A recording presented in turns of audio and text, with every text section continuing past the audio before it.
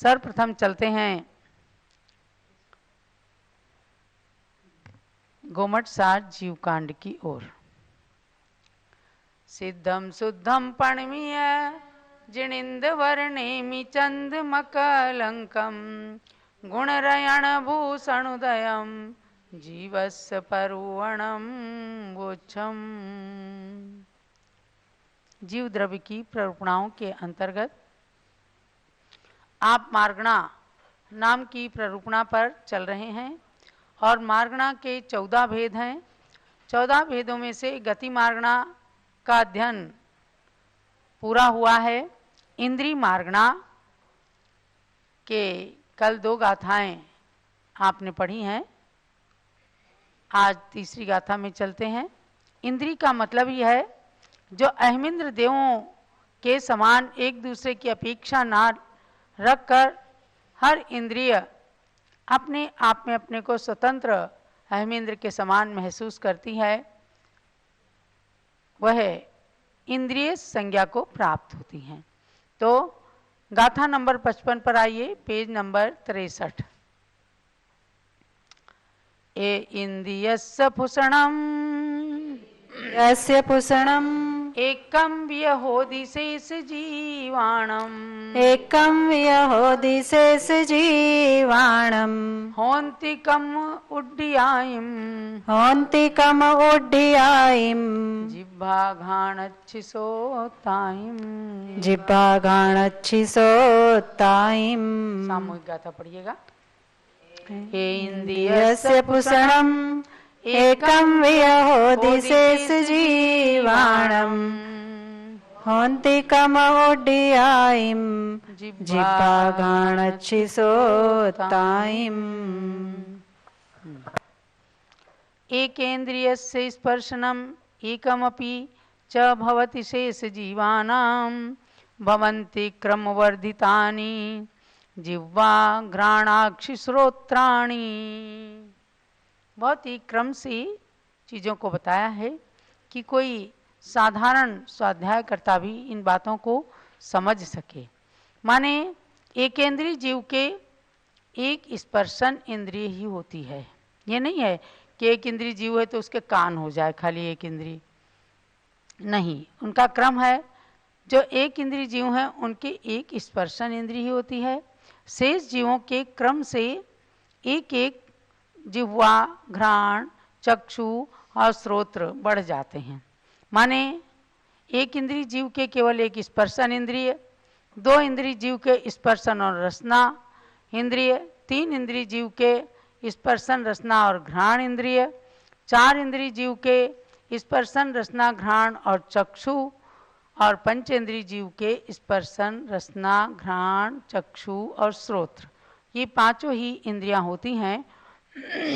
इसलिए कोई भ्रम ना रह जाए, कोई संदेह ना रह जाए, इस कारण इस गाथा को आचार्य देव ने कहा कि आपको यही जानना है कि जिस प्रकार से इंद्रियां बढ़ती हैं तो उनके क्रम क्रम से उनकी कार्य क्या हैं, उन चीज़ों को जाना गया है। अब बताते हैं इंद्रियों का आकार, कौन सी इंद्रिय का क्या आकार है। देखिएगा, आप सबके पास में 5 इंद्रियां हैं, उनके आकार के बारे में आचार्य देव बताते हैं। चक्षुषोदम घाणम चक्षुषोदम घाणम जिह्वायारम मसूरजवनाली जिह्वायारम मसूरजवनाली अतिमुत्त खुरप्प समम अतिमुत्त खुरप्प समम भासम तुअणीय संठाणम भासम तुअणेय संठाणम। सामूहिक गाथा पढ़िए। चक्षुषोदम घाणम जिह्वायारम मसूरजवनाली अतिमुत्त खुरप्प समम फासम तुअणेय संठाणम। अब इसमें बताया कि चक्षु, श्रोत्र, घ्राण, जिह्वा, कारम, मयूर, यवनाल्य, अर्थात मसूर के समान चक्षु इंद्रिय का आकार है। चक्षु इंद्रिय जो आप अपने अपने चक्षु को देख रहे हैं, ये तो खिड़की है, और जैसे आप खिड़की का दरवाज़ा बंद करते हैं आँख बंद हो जाती है। इसके अंदर मसूर के समान जो गोल गोल एक आकार होता है, वह वास्तव में चक्षु इंद्री का आकार है। कभी कभी आपने देखा होगा कि जब मोतियाबिंद का ऑपरेशन होता है तो खड़े होकर कई बार मैंने देखा कि उसमें से क्या निकालते हैं, तो उसके अंदर से बिल्कुल जो चीज़ निकाली तो बिल्कुल मसूर के आकार का छोटा सा द्रव्य होता है, और वो जब पक जाता है, खराब हो जाता है, तो उससे आँख की रोशनी ढक जाती है, आँख की रोशनी दब जाती है। इसीलिए उसको निकाल करके और उसके अंदर एक छोटा सा लेंस फिट कर देते हैं, और जिनको कम दिखाई देता है या जिनको मोतियाबिंद हुआ है उनको दिखने लग जाता है। यानी असली आकार चक्षु इंद्री का है मसूर के समान। मसूर की दाल आप खाते हैं ना, मसूर जो साबुत पूरा पूरा होता है छोटा सा, तो ब्राउन कलर का ये गोल गोल आकार जो है यही चक्षु इंद्री का आकार है। और जव की नाली के समान श्रोत्र का आकार है। जब शरीर विज्ञान को आप पढ़ते हैं तो एक एक शरीर के अवयव को जब दिखाते हैं तो कान का आकार जो है वो बाहर के आकार की बजाय जो अंदर का छोटा आकार होता है उसको जव की नाली, जो जव खाने का पदार्थ जो गेहूं की तरह से जव होता है, उसकी नली के समान श्रोत्र का आकार बताया गया है। और घ्राण का आकार माने कौन सी इंद्रिय? घ्राण इंद्रिय। घ्राण इंद्रिय जो है वह तिल के फूल के समान। तिल का फूल देखा है? तिल जहाँ आजकल सर्दी के दिन है तिल खूब खाते हैं, लेकिन तिल जहाँ उगता है, जिस पेड़ से निकलता है, उस पेड़ के फूल का आकार जो होता है वो तिल के फूल के समान घ्राण इंद्री का आकार होता है। और खुरपा के समान जिह्वा का आकार होता है। और स्पर्शन इंद्री के अनेक प्रकार के आकार बताए हैं, शरीरों के भी आकार और स्पर्शन इंद्री के धारण करने वाले जीवों के, तो बहुत सारे तरह के उनके आकार होते हैं जो शरीर के आकार होते हैं। ये आपको बताया चक्षु श्रोत्र घ्राण जिह्वा कारम मसूर यवनाल्य अतिमुक्त क्षुर प्रसमम स्पर्शनम तु अनेक संस्थानम। तो इन आकारों को भी आपको ध्यान में रखना है कि पांचों इंद्रियों के आकार अलग अलग हैं। खुरपे के समान जिह्वा इंद्री है, यानी एक एक इंद्री का किस प्रकार से आकार है, उसे कैसे सदुपयोग करना, ये अपने को जानना। भाई आंखें हैं, आंखें से चाहे तो आप रात दिन पिक्चर देख सकते हैं, अश्लील चित्रों को देखते हैं, सिनेमा देखते हैं, सीरियल देखते हैं, और एक मंदिर में भगवान की प्रतिमा देखी जाती है। अरे इन आँखों का सदुपयोग वास्तव में किसने किया? सौधर्म इंद्र ने, जिसने भगवान के रूप को निहारते निहारते अपनी आँखों को धन्य कर लिया, और दो आँखों से भी नहीं निहार सका तो उसने 1000 नेत्र बना लिए। हे प्रभु, आपके रूप पर तुम आंखें ही नहीं टिकती हैं, मैं 1000 नेत्रों से भी आपको देख रहा हूं तो भी आपके अप्रतिम सौंदर्य को निहार करके मन नहीं भरता। इसलिए इंद्र का नाम है सहस्राक्ष। सहस्राक्ष माने आंख। 1000 आंखों वाले इंद्र को सहस्राक्ष नाम से भी कह दिया है। तो एक एक इंद्रियां अपने अपने स्थान पर फिट हैं, और ये ओरिजिनल आपके नाम कर्मादि के उदय से इन इंद्रियों का निर्माण हुआ है, इन इंद्रियों की रचना हुई है। और कहीं पर भी ऐसा नहीं हुआ कि आँखों को इन स्थानों पर जहाँ आँखें हैं कहीं पीछे लगा दें, सिर को कहीं नीचे कर दें।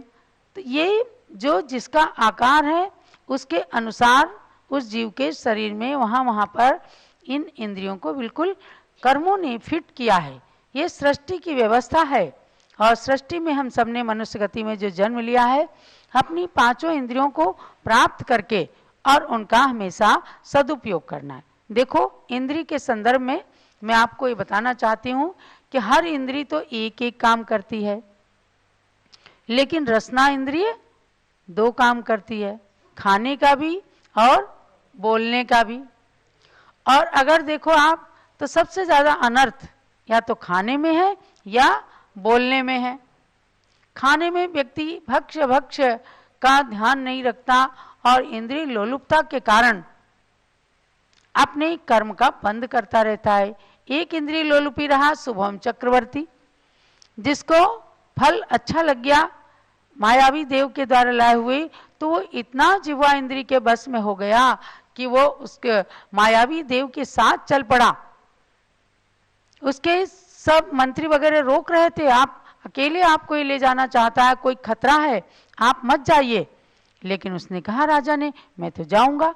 और गया तो उसको क्या अनुभव आया, समुद्र के अंदर उस देवता ने अपने रूप को प्रकट करके और उसे डुबो दिया। यानी उसके द्वारा पहले तो नमोकार महामंत्र का अपमान कराया, जिससे उस देवता की शक्ति जागृत हुई और फिर उसने डुबा दिया और शुभम चक्रवर्ती मर करके 7वें नरक में चला गया। कहाँ राजा 6 खंड का अधिपति और कहाँ वो नरक में चला गया। क्यों चला गया? नंबर 1 नमोकार महामंत्र का अपमान किया, अभिनय किया। नंबर 2 जिह्वा इंद्री की लोलुपता उसको नरक में ले जाकर के पटक देती है। तो ऐसे उस जिह्वा इंद्री से चाहे तो रूखा सूखा नीरस भोजन करके और अपनी तपस्या से रिद्धि को प्राप्त करके जो महामुनिराज होते हैं वे दूसरों को किस तरह से लाभ प्राप्त करा देते हैं, और चाहे तो भक्ष्य भक्ष्य सब कुछ खाते हुए उस जिह्वा इंद्री का दुरुपयोग करके और नरक में भी जा सकते हैं। तो ये तो खाने का दुष्फल हुआ। और बोलने का दुष्फल तो सुबह से शाम तक आप देखते होंगे कि जिह्वा इंद्री जो बोलने का काम करती है, चाहे तो उससे बोल करके हम किसी को भी मित्र बना सकते हैं। बड़ा भारी झगड़ा हो रहा हो, दुश्मनी हो रही हो और जरा सा कोई अच्छा शब्द बोल दिया कि परस्पर में मैत्री हो जाती है।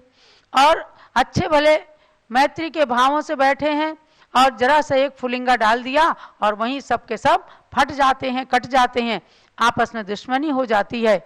तो ये बोलने का यानी रसना इंद्रिय की बोलने रूप उपयोग की दुरुपयोगिता जानना चाहिए। तो ऐसे एक इंद्रिय 2 कार्य करती है और उसके सदुपयोग और दुरुपयोग दोनों चीजों को बताया गया है। तो हमें क्या करना है? सदुपयोग करना है, अपनी रसना इंद्री से भगवान के भजन करना है, दूसरों के परोपकार के शब्दों को बोलना है, जो किसी के हित के लिए हों ऐसे वचन बोलना है, और किसी को गाली नहीं देना है, अपनी जिह्वा इंद्री को खराब नहीं करना है, उसमें रोग ना उत्पन्न होने पाए।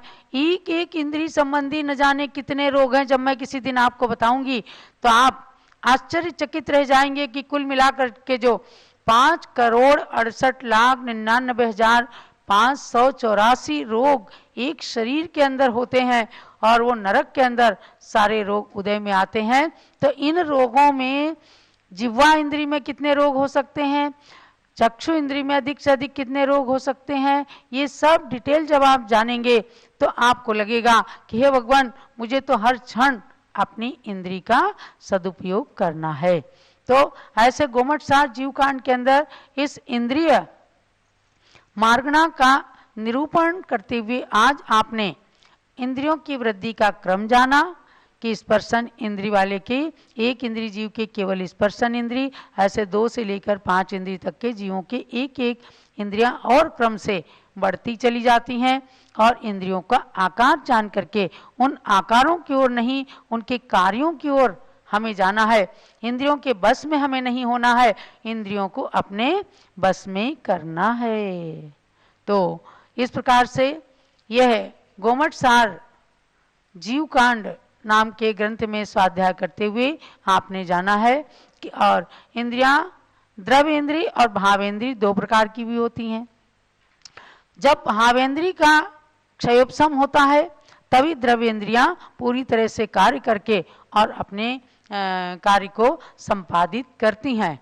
तो इसलिए जो जो इंद्री के स्थान पर अपने अपने आवरण कर्म के क्षयोपशम रूप कारमान पुद्गल स्कंद से युक्त आत्मा के प्रदेशों का जो आकार बनता है उसको आभ्यंतर निर्वृत्ति कहते हैं। बाह्य निवृत्ति और आभ्यंतर निर्वृत्ति। निर्वृत्ति माने निर्माण, रचना। तो आभ्यंतर निवृत्ति का जब कर्म का क्षयोपशम होता है और उसके निमित्त से आत्मा के प्रदेशों का जो आकार बन जाता है उसको कहते हैं आभ्यंतर निवृत्ति। और स्पर्शन इंद्रिय की आभ्यंतर निवृत्ति भी भिन्न भिन्न प्रकार की हुआ करती है। तो गाथा के अंदर एक एक शब्द का अर्थ जानने के लिए बताया कि जो इसके अंदर तू शब्द है ये उपलक्षण होने से सूचित करता है कि आभ्यंतर निवृत्ति तथा बाह्य अभ्यंतर उपकरणों का भी स्वरूप यहाँ आगम के अनुसार समझ लेना चाहिए।